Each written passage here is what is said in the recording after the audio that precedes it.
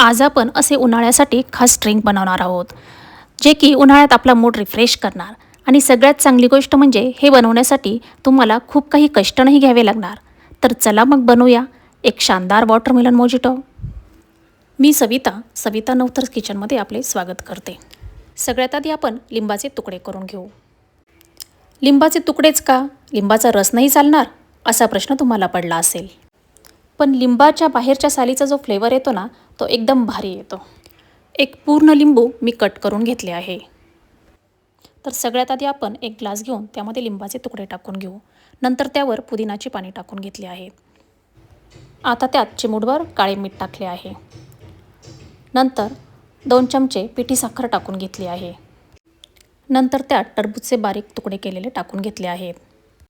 हे सर्व छान प्रकारे स्मॅश करून घेतले की जेणेकरून पुदिना आणि लिंबाचा फ्लेवर त्यामध्ये उतरेल.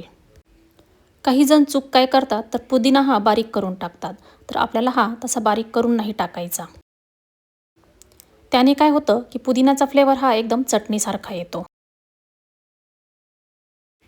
तर आपल्याला इतका स्ट्रॉंग फ्लेवर नाही पाहिजे. त्यामुळे आपण त्यात फक्त 10-12 पाने टाकून घेतली आहे. आता त्यात आपल्याला क्रश केलेला बर्फ टाकून अर्ध्या ग्लासच्या वर आपण त्यात बर्फ टाकून घेतला.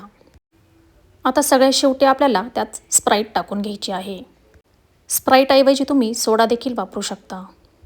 फक्त प्लेन सोडा वॉटर वापरले तर साखरेचे प्रमाण 1 चमचाभर वाढवा. आता स्ट्रॉच्या साह्याने छान मिक्स करून घेतले. गार्निशिंगसाठी वरतून परत टरबूजचे बारीक केलेले तुकडे टाकून घेतले.